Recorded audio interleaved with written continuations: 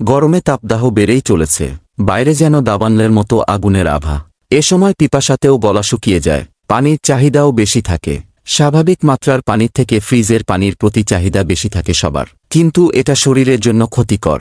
চিকিৎসকরা বলেছেন, রোদ থেকে ঘুরে এসে ঢকঢক করে ঠান্ডা পানি খাওয়ার অভ্যাস শরীরের জন্য একেবারেই ভালো নয়। এতে সাময়িক আরাম পাওয়া গেলেও শরীরের উপর এর বিরূপ প্রভাব পড়ে। হঠাৎ করে শরীরে ঠান্ডা পানি প্রবেশ করার ফলে রক্তনালীগুলো সংকুচিত হয়ে পড়ে, বিশেষ করে ঠান্ডা লেগে যাওয়ার প্রবল আশঙ্কা থাকে। শ্বাসনালীতে শ্লেষ্মার একটা অতিরিক্ত আস্তরণ তৈরি হয়, যা শ্বাসযন্ত্রজনিত বিভিন্ন সংক্রমণের আশঙ্কা তৈরি হয়।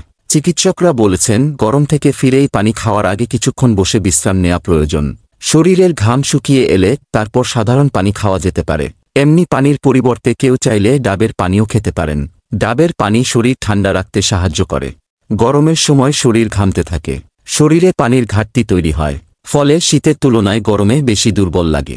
শরীরে পানির ঘাটতি পূরণ করতে ও দুর্বলতা কাটাতে খেতে পারেন বিভিন্ন ফলের রস।